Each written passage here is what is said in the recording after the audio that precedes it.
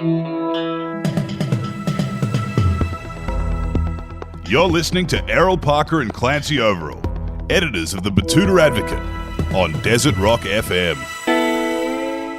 Welcome back to the Betoota Advocate radio show, recording live from the Diamantina Shire on Desert Rock FM. Thank you for tuning in, be that via the wireless or via the, respective podcast platforms that you might use. My name's Clancy Overall, editor of the Betoota Advocate. Errol Parker's in here with me. How are you, Errol? Good, mate. The season's changed. I've put the heaney away for another winter. He doesn't mind the peaked beanie.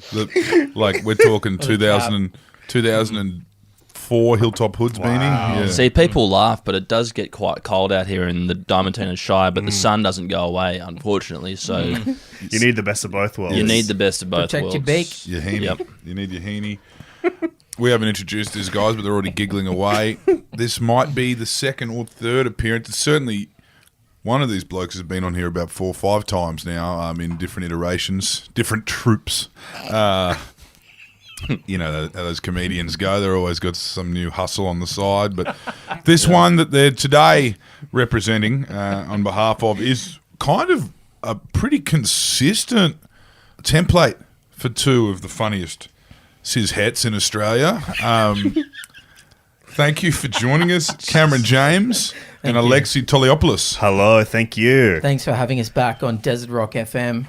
We love it here, and thanks for giving us the branded heanies as well. Yeah. We'll be wearing those later on. Yeah. Of course, once it gets chilly once again in the world. Well, mate. There's a thing happening in Australia where, and you guys now experts in hip hop. We'll get into that later, but there's a thing happening in Australia where Australian hip hop is mutating to more of an urban sound, a little less kind of piss drinking barbecue white boys. Yes. Now it's kind of drill, postcode wars. We're hearing about all this. Yeah. But what these artists are figuring out 4 years into their career, be that on YouTube or maybe they even get a start on Triple J, is their bread and butter is regional Australia. It's the peaked beanies of Tamworth, Roma, Townsville. That's where they're selling tickets. Lots of tropical goths too up into central and North Queensland too. That's commitment. The trench coat in the Townsville summer. Trench coat and stubbies. Yeah. No. Oh, really? Black, All the way? No, we're talking proper Prince of Darkness shit, you know? Oh my Greg Larson gosh. is a tropical goth. That's true. Comedian Greg Larson is a Brisbane goth. Yeah. I've seen it. He was pretty based too. He had the... He was there, man. Yeah. Studded necklaces, the works. Yeah, the makeup that comes down like two Yeah. triangles. Like the Crow. Yeah. Wish I saw more of that. He needs to put more of it online. I know he's trying to rebrand. But it's always good to embrace your roots as a tropical goth, or in your case, Alexei, I've heard a story about you as probably one of the first foodies in the inner west of Sydney. Yeah. While most of claim. Heartbreak High, we see what the kids are up to nowadays. They're wagging school and doing edibles and smoking weed.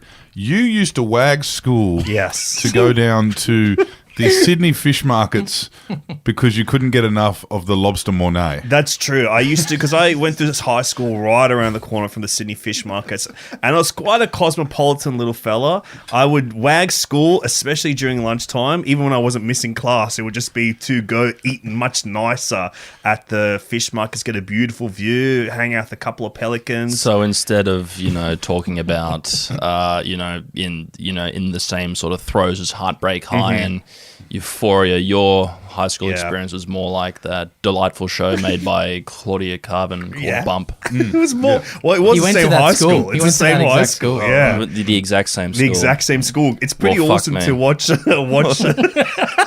It's awesome to watch a teen show and feel the actual nostalgia for my own high school while watching it. And just go, man, it's not accurate. Me and a couple of other friends would go to the fish market because they don't show that in the show. Yeah. Have a little prawn sandwich for lunch instead of a microwave pie from the canteen. The golden Greek of Australian comedy, real foodie. You need to do a bit more food related. Oh, of course. I love this stuff. A lot of people eat to live, but I live to eat. Yeah. Like maybe the next one you do after this one could be finding the Michelle from Michelle's Patisserie. That's good. That's a dream come true. Who's Is he a Michelle? real French? Is he a real French guy? a real Or is he just a drawing? But a then you clipper? go like all the way over to rural, like Bordeaux, and you find him, and he turns out to be a cunt, and it's just anticlimax.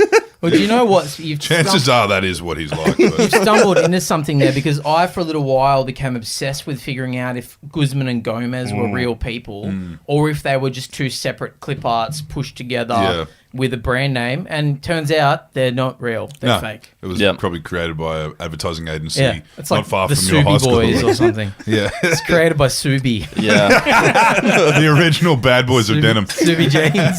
Subi can get him in Kmart now. Pretty awesome. Yeah, that's when you made it, man. But Everyone you're ends saying- up at fucking Yeah. Kmart. Yeah. Kuda lines. Even I can get Subi's my own size now. It's open up to the whole world.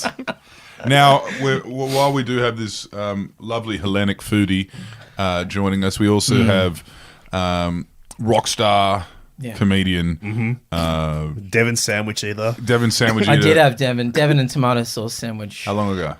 Not that long ago. Maybe the last time I had one was within the last 10 years. But at school, that was a staple. That and a Vegemite and cheese. Wow. We've- Me? Yeah. I've never even eaten Devon. Yeah, well, you have different know, experiences. I finer do things for mortadella, Alexei. excuse me.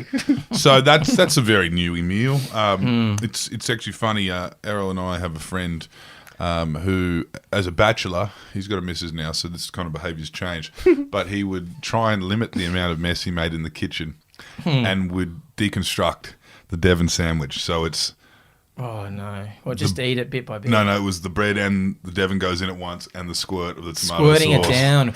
Yeah, and the way he described it, he mind said he puts tomato sauce on everything, and he said, and this will be interesting to think if you agree with this, Alexei. He says, tomato sauce is the ultimate condiment. He says, ordinary food needs it, good food deserves it. That's Wow. great. If someone has a life motto towards food, they're part of my ecosystem. I love that. I love tomato sauce. I've never outgrown Heinz. No. I think yeah. Fountain, glass bottle.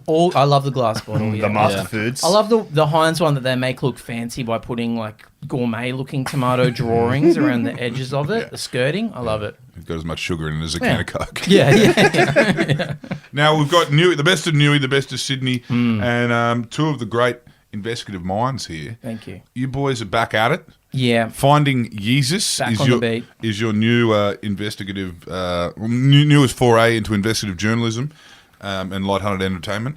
Now, I want you to quickly summarise, because we had you on here last time, the last two that you got through Sure. and how this started. All right. So, do you want to explain the last two just quickly? Finding Drago was our first podcast we made for the ABC mystery investigation into a bizarre book that was based off Rocky IV's villain Ivan Drago, humanizes the guy, written by an elusive author that was presumed missing. But then I found a book that was new and signed by them, so we had to chase down who the author of this novel was. Excellent. Finding Desperado. Finding season 2. Desperado Go. Season 2 was our investigation to another elusive character, Sidney Ling, someone who held the Guinness World Record for youngest filmmaker back in the 1970s, who we believe was a fake record holder. And we make our way now to Finding Yeezus, the latest, where we have discovered a video game called Kanye Quest, based around the rapper Kanye West, that rumor has it is a video game created by a cult called Ascensionism as a recruitment tool to lure in young minds to their new age ways. And we have evolved out of the podcast format and into the video format. This is a fully fledged visual feast of a documentary series. Yeah, it's webisodes. What made you feel like you were ready to make that jump from, the very comfortable, comfy, investigative format of podcasting, which, has really revolutionized the whole industry of investigative journalism into video? Like, it's a web series, isn't it? It's a really great question, and you're absolutely right. The Australian have gotten guys locked up based off fucking podcasts alone. Yeah. Hopefully they can do a podcast on themselves, get themselves locked up in the next cell, but we'll talk about that later. A little bit of company in there. Yeah. Hamish McLaren is currently behind bars from Who the Hell is Hamish? Really? People are fucking getting Yeah. locked up. They got him, and they got Teacher's Pet, right? And they got the teacher's pet. So we figured, you know what? Let's Let's lock more up. If you can lock people up with a podcast, imagine what you can do with a video. You can get people to kill themselves. Yeah, well, I mean, that's the end goal of cancel culture, really, isn't it? yeah, have a look what the media did to Melissa Caddick. Chopped her leg off and went for a swim. No, we started working with Auntie Donna, who are a sketch group from Melbourne. Yes, I saw that in the first episode. Yeah, so Unbelievable. well, yeah, in the first episode we a big reveal, and it's out now, so we can talk about it. But we have a main suspect in this journey, and I had a mutual friend with him on Facebook, and that mutual friend was Mark from Auntie Donna, and so we reached out to him and said, "Hey, would you like to be in our podcast?" And he said yes. And then a few days later, he said, actually, maybe we could produce it for you guys. And then it kind of evolved from there into a video thing. Yeah. Oh, okay. Yeah. So Not their first rodeo. not their No, first they rodeo. know Yeah. what they're doing. So basically, They can and will get a grant. yeah, that's what they were saying to you. Yeah. Would you They guys helped like to us do get a- this well? Yeah, Yeah, they helped yeah, us get a grant. That's it. God bless them. Okay, that's that is interesting. So he came up in your research. Yeah. Give us the name of this first suspect you found. First suspect's name is Nick Lyons. So the creator of this Kanye West video game, who we all believe is a cult leader, he goes by the name of Phoenix. That's the mononym that he goes by online. Yeah. But some other researchers before us have kind of narrowed it down to it seems likely to be a guy called Nick Lyons, who's from Australia. Yeah. But no one's been able to contact this guy or reach out to him or get an interview. They've or whatever. disappeared from the internet. They have no persona whatsoever Yeah. online. And so we figured, all right, if Nick Lyons is Australian, maybe we could find him. We're in Australia, And then all it took was literally typing the guy's name into Facebook and seeing that I have a mutual friend with him. And From the area where you think he's from anyway. yeah, exactly. And then, finding the reason that we were able to find them is because the people have suspected that they're a musician as well. They make experimental music. And so Manson-esque. it is quite Manson-esque because, the music that we found is extremely dark. I had never even listened to this. I don't even know what genre. I would say it's discomfort music. I don't know what it is. How would you describe Well, it? they Peter? wouldn't play it at Yeah. the fish markets. I'm sorry. Yeah, no. Unmedicated Nick Cave. Unmedicated Nick Cave. Yeah, it's lo-fi where you feel like the disruptive kind of sounds are intentional. Yes. And also, can I also just mention that this video game, for anyone who's completely unfamiliar with this investigative kind of stakeout that these young gentlemen are engaging in, you might be, in your mind, envisioning something like the 50 Cent game that came out in, I think it was like 2003, around that Get Rich or Die Trying movie era. Yep. Absolutely not a first-person player. No, it's No. It's like... It looks a lot like the traditional Pokemons, like your red and blues, Yeah. Totally. gold. It's very much inspired by Pokemon. It's Yeah. it's basically Pokemon, but you play as Kanye Yeah. and you go around Top-down perspective. top-down perspective, Yeah. RPG style game, role-playing game, and you go around battle rapping other iconic rappers in an attempt to become the number one in the world. Yeah. And I remember when it came out, I played it with some friends, and it was like a very funny, silly, very meme style game that we all enjoyed. We forgot about it. It went viral at the time. And then 2 years after it came out, it became popular again, a viral sensation, because people found this hidden level that hides the cult within it, basically. Right. The hidden level that someone has just kept plugging away at in this game and unlocked something well and truly out after it's out of your life. Yeah. And it makes sense, really, because when you look at the actual concept of that game, Kanye West is a producer. He's not a battle rapper. So it's kind of like it's a flimsy kind of concept that they're dealing with. There has to be more to this. Yeah. You know what I mean? I want to ask now, do you think they use Kanye West purely for the pun of Kanye Quest? I mean, it's one of the I great reckon. puns. It's one of the great puns. Yeah, I reckon that's because there's been probably- nothing from Kanye on this, has there? No. Kanye's busy. Kanye's got shit going on. He's got a huge life. Albums, personal stuff, Yeah. stuff in between personal and Yeah. professional. Doxing the entire Adidas board. But do tell us, Kanye, around this time that this game came out, was Yeezus, the album, And that's when we started seeing Kanye West going from the college dropout, you know. Backpack rapper. Yeah, backpack rapper. What was the addicted to retail kind of all era. the Louis Vuitton Don stuff. Yeah, and the college anxiety, middle class America. And then eventually from Bad Yeezus, we see him veering into cult leader himself. Like, Messiah type complex stuff.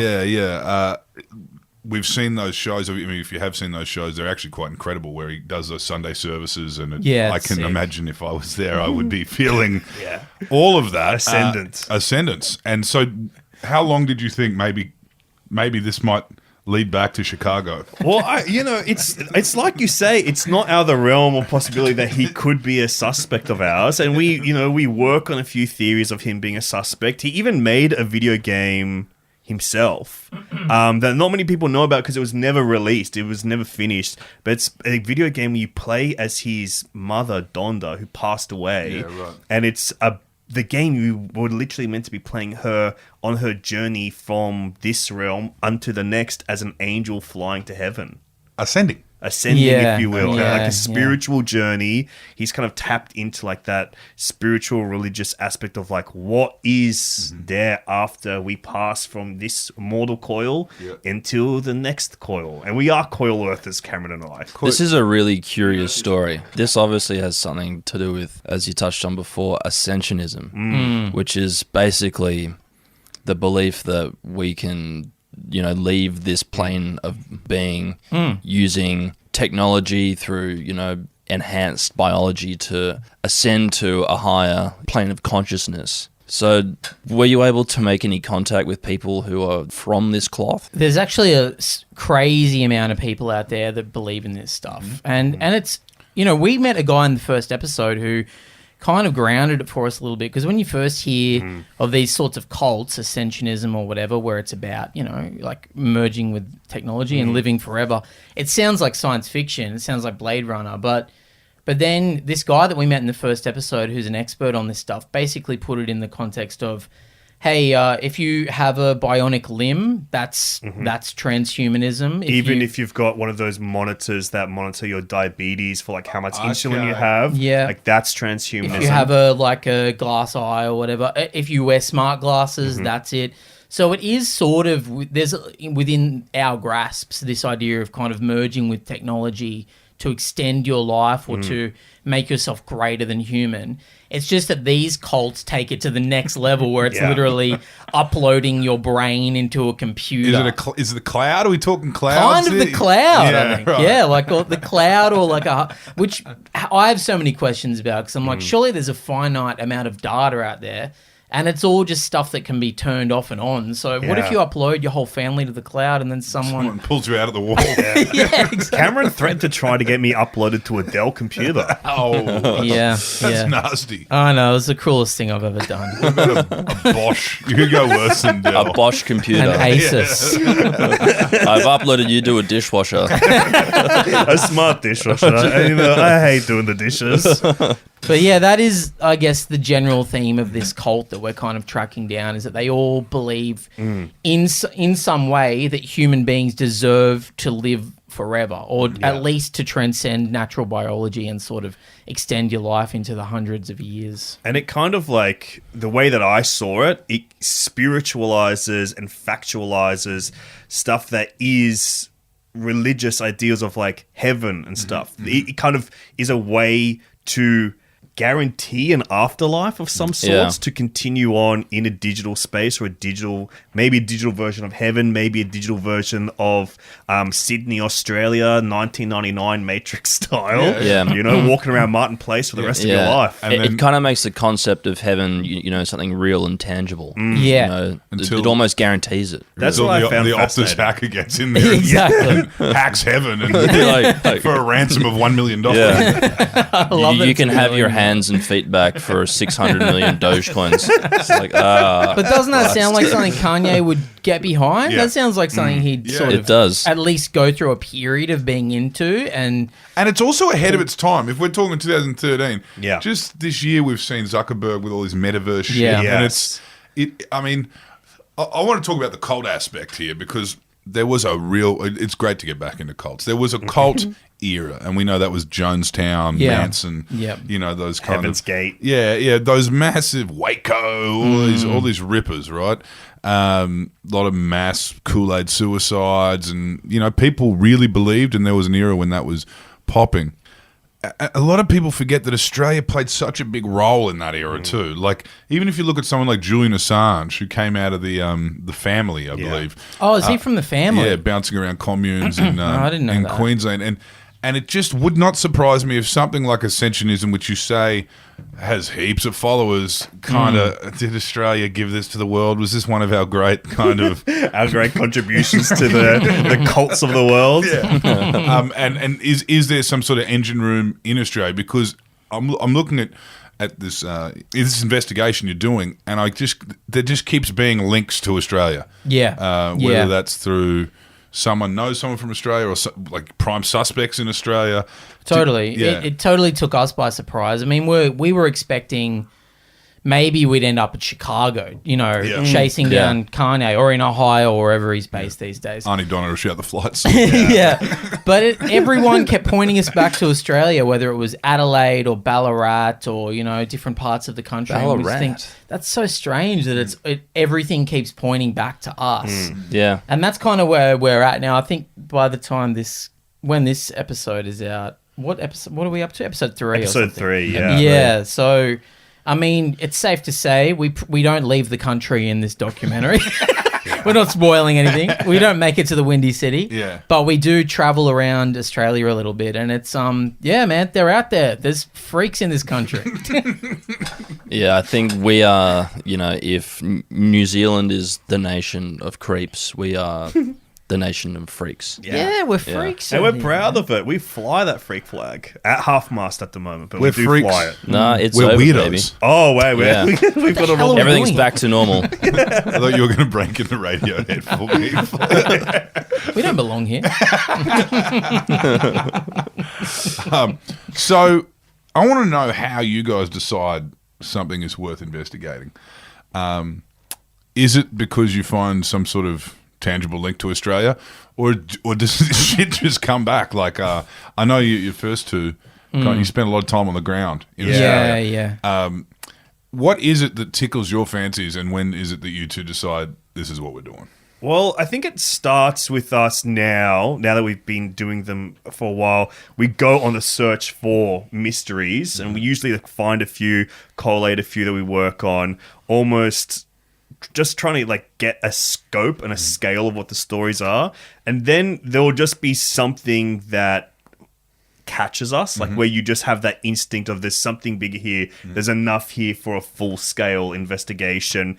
And for us, I'd say it usually actually is that emotional aspect of the story, where you have that connection to either some kind of source material or an idea. Here, of course, it was the connection to Mark, where that's crazy, that's such a small divine coincidence of the world. But then also I think it was this spiritual aspect, where as our first two series, Finding Drago, Finding Desperado, the podcast, those thematic questions and what they're about truth and lies, really, the interchangeable nature of truth and lies. And this one, it became very apparent that it was about belief and why we believe in things. So it felt like an evolution of the work that we've already been doing, but on a bigger scale as well, the nature of belief and why we choose to believe things. And then I think that's kind of it. And then how can we connect it to the pop culture space? And for us, this one was immediately very clear. It's video games, it's virtual reality, it's simulated lives. Oh, this feels like The Matrix. And that's how we were able to tell the story visually as well, was to connect it to The Matrix and stuff. And it was immediately oh yeah, that's awesome. We love The Matrix. Can I just say the reenactments, where you have Matrix characters reading out DMs that you've received from people you've made contact with. Contact with Redditors. It's really good stuff. Yeah, that was the best stuff to film. And we're not even in those scenes really. Yeah. But we were behind the camera with the director Max, just watching comedians that we know dressed up as the Matrix and making sure they deliver word perfect dialogue written by some guy on the internet that is not meant to be read out loud or spoken conversationally. yeah, that was. Is that true, by the way, when that person was halfway through a conversation you're having about ascensionism, Oh, this yeah. person tells you that they really liked your stuff on the ABC that they saw? Yeah, so this guy, I was talking to this Redditor, and we're like DMing, so it's real time, and then he's clearly just gone off and started YouTubing me or something halfway through our conversation. Watching clips of you doing stand-up with his wife, go like, yeah, this guy's funny. Which, by the way, I got to tell you, that clip of me is really bad. I don't want it up on the internet. It's on the ABC's YouTube, and it's me pretty much bombing, I reckon. And But it's a great bit. The bit's undeniable. the bit's Cameron. not bad, I don't know, but like, yeah, so He liked that's- it. He told you that. him and his wife liked it. Took a break from the investigative journalism to tell you that that's really good stuff. And then, you did well, man. That was a tough room. But that's what these people are like. They're all really helpful, all these internet-y people, because they just want to... They want to solve this shit. Yeah. They want to be detectives, and they want to research, and they want to connect. And they just happen to, now we're just literalizing that shit by making actors wear leather trench coats and deliver the dialogue. It's great. For anyone who's just heard about this for the first time right now, listening to us, where do they find... where are they going to find the 3 episodes now? It's on a YouTube channel called Grouse House. Yep. If anyone out there is familiar with Auntie Donna, the sketch group, it's a YouTube channel that they run and they curate it. Some of their sketches are on there, but also sketch and web series from comedians they like are on there. There's a Sam Campbell web series on there at the moment, and Aaron Chen one, and a Ben Russell one, and I think we're the first documentary series on there. Yeah. But it's a funny documentary. So yeah, it's called Grass House. You can check that out. It's Finding- almost kind of like, I would say, an Adult Swim of Australia. Yeah. Yeah, that's Yeah. the vibe Kind of they're going vibe. for. Funny or die. Yeah. Funny or die. And brother, Please. we're funny, we're not dying. Please don't vote die. But it's a simple Google search, finding Yeezus.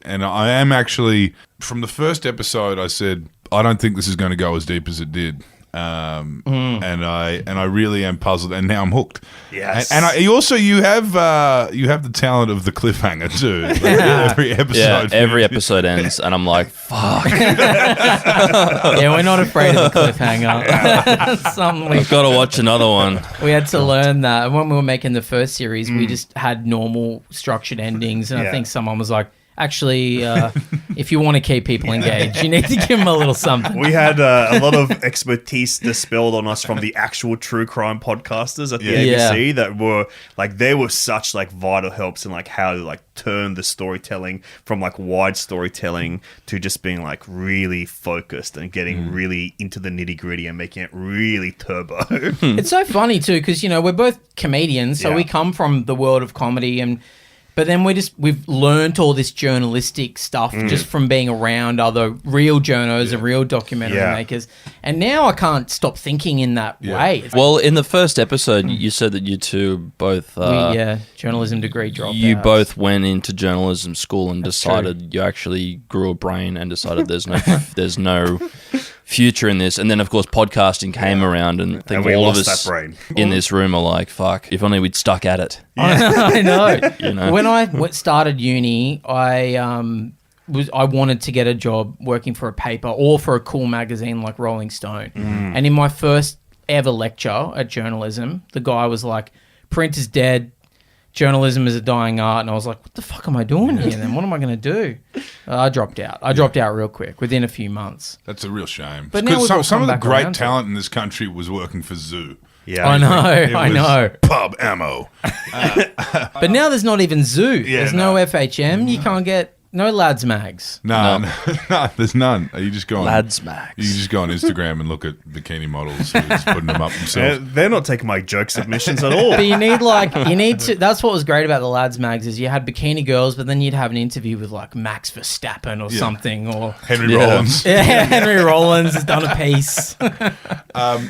What I find funny, speaking of kind of the bros that you are unintentionally bringing with you on this journey, because Finding Drago was such a hit with the boxing community. Yeah. Yeah. And then we go into Finding Desperado, and now we're dealing with like digital ascension cloud religion Yeah. / Yeah. Kanye West. And I reckon you've migrated these boxing gym lads from the very beginning. And I remember you guys were getting tickets off the back of Finding Drago. You were getting tickets to Paul Gallen fights and stuff like that. The Gallen fight. I saw you there.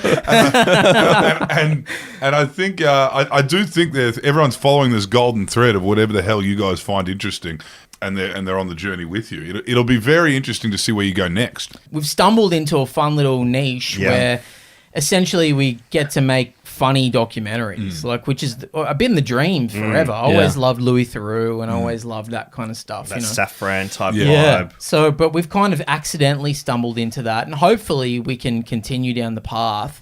I reckon we're going to run out of niche mysteries pretty soon. We're going to have to start hitting the mainstream mysteries like the Blue Mountains Panther, or, you know... Every boring town in Australia has a panther living in the mountain. Every single one. Every single one has and it big escaped cats. from the circus. Yeah. What do we have here in Betoota? Well, you see, we're home to Australia's only saltwater bore. So we wow. get Wow. That's a great. lot of runoff. So we do have a lot of saltwater aquatic life. So I guess, but they're all confirmed. We do have the inland dolphin, inland porpoise, which is, like... Two different species. A porpoise is basically a noseless dolphin. Yeah. If fuck you ugly.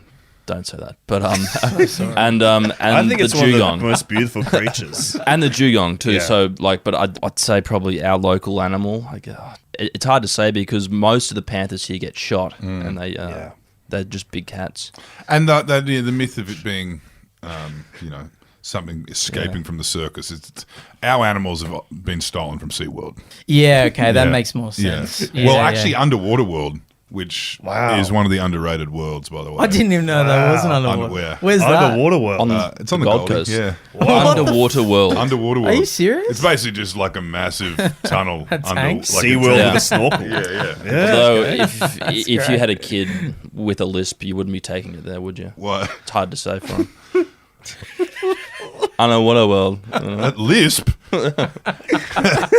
Every town has one of those creatures hiding in the bush somewhere. Every single town. We could literally travel around the country and just go, what have you got? What did you have in Newcastle? What do you? Oh, there's again, like big cats. It's always big Yeah. cats or something that they go, do you know, there used to be a zoo down on Lake Macquarie and it was privately owned, and then in the 50s it got shut down and the guy just let the animals wild. And it's like, and then you do 2 seconds of digging into it and it's like, nah, that didn't happen. They got transported. The animals, of course, got transported to Taronga or something like that. No one's letting them wild into the suburbs. They just let them out. In Sydney, we had Trough Monster. Oh, The Trough Man. The Trough Man. He That comes was up. it. He comes up on way too many podcasts. Yeah. that we do. And in Well, he's our only urban legend in Yeah. Sydney. And he's outed himself now too. He's just a legend. Yeah, now he's just He's got to dust off the raincoat though. I reckon he's back. Yeah, Sydney return. is it the 50-year Mardi Gras or the 30-year this year? Sydney Pride, get back in the 70. trough. Yeah, we'll bring him back. 78. I went to the South Sydney Panthers game and I was trying to be trough boy there and no one would have it. I was Nah. like, come on, guys. More of a more urbanized kind of. No, local well, legend. I'm from Snowtown, so our one's yes. pretty self-explanatory. Pretty Yeah, iconic. yeah, pretty famous. Yeah, the bank. It's where I open my Dolomites account. So noisy in there. I want to ask if there's anything on your minds. Is there something you're seeing in the future for the two of you next? Oh, wow. Yeah. I mean, I know we've just spitballed about There's wild heaps. animals in the mountains. There's so many. We've Yeah. got a Google Doc filled with like potential stories or whatever. That this Fuck. Optus Hacker, if you're listening, Please don't Optus hack. Yeah. I want that list. If you are listening, please scrub me from the list, please. Please. Don't I've got a few hack worrying us. emails this week, please. But also, your time's up because these guys might have to come for you. Yeah. And they've proven they've got form. They can get to the bottom of something like this. Yeah, I don't know what the main one is at the moment. We've been kind of asking other people for submissions. So if you guys have any. In fact, the other day someone brought up the urban legend that Tim Friedman from the Whitlams has killed someone. I wouldn't put it past him. Blow up the pokies. Damn. So that one's not bad, but then There's there's no aphrodisiac like homicide. I love that it's like an urban myth. It's Yeah. like, I mean, if you live He in lives Sydney, here, you could right? just go down to where he drinks and ask him. yeah. Where is Yeah. he? Botany View, probably. Yeah, yeah. Oh no! It's turned into a holy moly. Not again. I think it has. The Sandringham. That was their spot. Oh, right? drinks at the Sander. Yeah, that was Yeah. the song. Well, thanks for joining us, guys. There's a Google Doc. I look forward to more of this, but most importantly, I look forward to the next couple cliffhangers as you finish up this. How many episodes did you end up with? You said 5 or 6. Well, let me tell you this. We got that 6. Oh, yeah. Yeah. At the time, we were not sure, but we ended up pushing and we got 6 episodes. We won't spoil anything now, but we'll just let you know we solved the mystery. You did? We Yes. do. Okay, Yeah. Solved it. Turns out we're actually pretty good at this time. Okay. In episode 6, we get all the answers. We go deeper than anyone has ever gone before on this. And this thing. is one, or up until now, was one of the great unsolved mysteries of the internet. And there've been people that have had cracks. There've been people that have put in the work. There's been some great, like, YouTube essays and stuff like that about this. There's some great journalism. But nobody has ever gotten answers before. Nobody has found people out there in the world. And we'll just say we did solve this. Well, Yeah. congratulations, guys, for backing yourself into this, because I could also see a world where, like, you just finish this series on episode 5 and go, Yeah. I don't know. Pretty wild. Pretty weird stuff, guys. We chased a few rabbit holes. Yeah. Luckily, we're both obsessive people who would kill ourselves if we didn't solve the Yeah. thing. So Okay. we had Good. to do it. So there were 2 outcomes. We had 2 endings planned. One of them was a real life ending as well, and one of them was we hope we catch somebody at the end of that rabbit hole. Yeah, look it up, everyone. Finding Yeezus. It's out now. It's halfway through, and It'll be in our show notes. it'll be in our show And notes. we'll, Thanks for having us, And it's guys. going to be all across the Australian media landscape as we get closer to episode 6, I reckon. We hope so. Thank you, guys. Thanks for flying us here as well. It's all good, guys. It's a hell of a yarn, you know. And let's go get a lobster mornay. Mamma mia, I'm back at home.